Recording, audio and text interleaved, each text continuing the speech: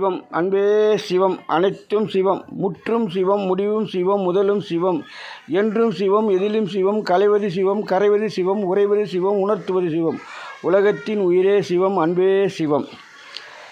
இன்று உங்கள் அரசு சட்டத்தின் வழியில் மனிதன் தரத்தை மூன்று விதமாக பிரித்து வழிநடத்தி வருகிறீர்கள். சரி, உங்கள் வழியிலே பார்த்தாலும் அன்ற மூன்று வழிமுறையில் மக்களை ஜாதி மத பேதத்திலும் ஒதுக்கப்பட்டதிலும் பல வழிகளிலும் ஒதுக்கப்பட்டதிலும் அது உங்களுடைய சட்டத்தில் இடம் இருந்தாலும் அந்த வழி வகுப்பில் அத்தனை 20%, 10%, 50% ஒதுக்கப்பட்ட இனத்துக்கு அத்தனை பேர் சரியாக வேலை கொடுத்து இருக்கிறீர்களா? இல்லை. அதற்கு எதற்கு அந்த சட்டம்? ஜாதி மதம் என்றால் என்ன? இதெல்லாம் மக்களை தூண்டி விடுவதெல்லாம் இனி பூமியில் இடைவெளி இல்லை. இதை போன்ற நிகழ்ச்சியெல்லாம் அதை தடை செய்து வேறு வழியில் மக்களை வழிநடத்த மூளை திருத்தி கொள்ளுங்கள். இல்லையே அமைதியாக இருங்கள், இறைவன் பார்த்து கொள்வான். இன்று கவர்மெண்ட் சட்டத்தின் வழியில் மக்களுக்கு 7 மணி நேரம் வேலை தருவீர்கள். எந்த வேலை இருந்தாலும் கவர்மெண்ட் துறையுடைய சட்டத்தின் வழியில் அதில் 1 மணி நேரம் உணவுக்கு, மீதி 6 மணி நேரம் தான் அவருடைய வேலை.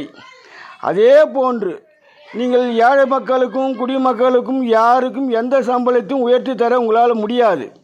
ஏனென்றால் சட்டம் அந்த சட்டத்தில் நீங்கள் சிக்கி கொண்டீர்கள்.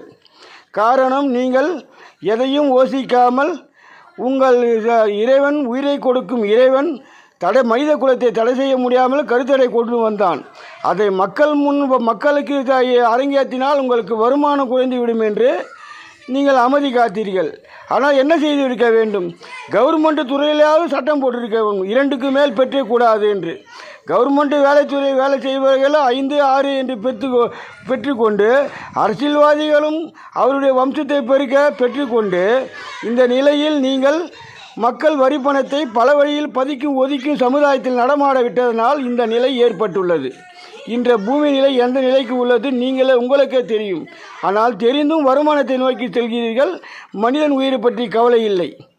ஆனால் இறைவன் உரைக்கும் பதில், இனிமேல் இந்த பூமியில் அனைத்து ஆத்மாக்கள் நிறைவடைய பூமியில் இடைவெளி மிக வேகமாக குறைந்து வருவதால் இருக்கும் இடைவெளியிலேயே அனைத்து ஆத்மாக்கள் நிறைவடை செய்ய கவர்மெண்ட் துறையில் எந்த நிலைக்கு 7 மணி நேரம் வேலை தருகிறீர்களோ அதே போன்று உழைக்கும் மக்களுக்கும் 7 மணி நேரம் வேலை தர வேண்டும். நீங்கள் சம்பளம் உயர்த்தி தர வேண்டாம். அவர் உடல் உறுப்புக்கு ஓய்வு தாருங்கள். 6 மணி நேரம்தான். அது விவசாயி இருந்தாலும் சரி, யார் இருந்தாலும் சரி. உங்களுக்கு வழிமுறை தெரியவில்லை என்றால் என்னை அணுகுங்கள். இதை எப்படி வழிநடத்த வேண்டும் என்று இறைவன் எம்மிடத்தில் உரைத்துள்ளார். இறைவன் உம்மிடத்தில் உரைப்பார். ஆனால் உங்கள் வழிமுறையில் உரைப்பதற்கு அவருக்கு சிரமம் உள்ளது. நாங்கள் தெளிவாக உணர்ந்து விட்டிருக்கிறோம். காரணம், எங்கள் மூலமாகத்தான் இறைவனை உங்களுக்கு காண்பித்தோம். இறைவன் உங்களுக்கு யார் என்று தெரியாது. இறைவன் எப்படி இருக்கிறான், எப்படி பிறந்தான், என்ன செய்து கொண்டிருக்கிறான் என்பதையெல்லாம் எங்களை போன்ற ஞானிகள் மூலமாக தான் இந்த உலகம் இயக்கமாகி கொண்டிருக்கிறது. கடவுளை காண்பித்தது நாங்கள்தான். இந்த சாமியார் வேஷம் போட்டுக்கொண்டு ஆசிரமத்தை வைத்துக்கொண்டு பசுமை மைகளை அழைத்து கொண்டு வாழும் மூடர்கள் போல நாங்கள் அல்ல. நாங்கள் காக்கா குருவி போன்று எப்பொருளுக்கும் ஆசை இல்லாமல் வாழ்பவர். எங்கள் நிலை வேறு. ஆகையினால் உங்களுக்கு அறிவுமுறை குறைவாக உள்ளது. வேணுமென்றால் எங்களை அணுகுங்கள். இல்லையே நீங்களே ஒரு சட்டத்தை கொண்டு வாருங்கள். உழைக்கும் மக்கள் அனைவருக்கும் 6 மணி நேரம் வேலை மட்டும்தான் தர வேண்டும்.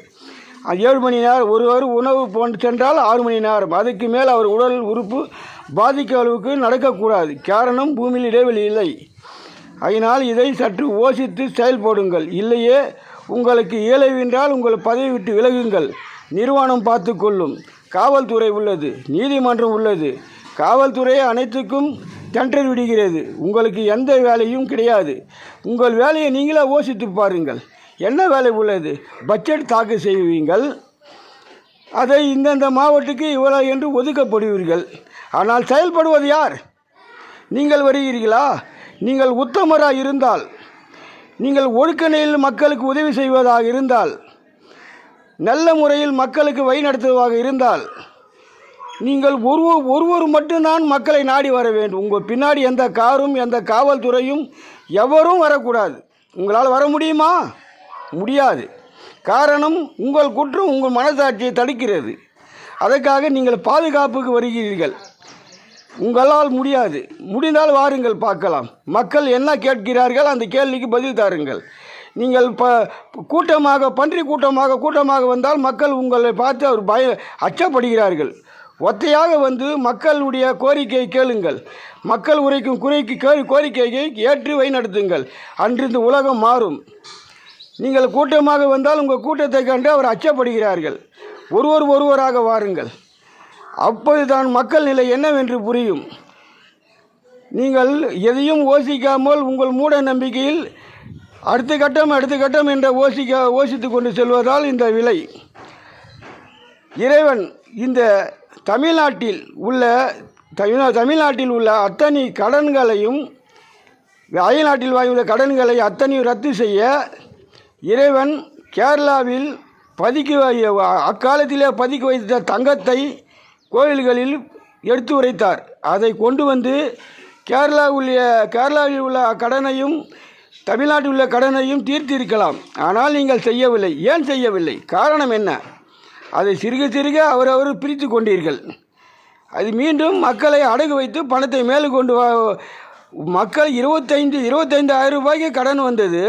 இன்று லட்சக்கணக்கில் கடன் ஆகி வந்துள்ளது. இந்த நிலை இன்னும் வருங்காலத்தில் என்ன நிலையாகும் என்று யோசித்தீர்களா? இல்லை. அதனால் இறைவன் சொல்வதை கேளுங்கள். அனைவரும் வாழ வழி உண்டு. இதுவே இறைவன் பதிலாகும். யோசித்தால் எந்த நன்மையும் கிடையாது. புதிய சட்டத்துக்கு வாருங்கள், புதிய திட்டத்துக்கு வாருங்கள், புதிய நடைமுறைக்கு வாருங்கள். இல்லையே இறைவன் கொடுக்கும் தண்டனையை அன்போடு ஏற்றுக்கொள்ளுங்கள். ஓம் சிவம், அன்பே சிவம், அனைத்தும் சிவம்.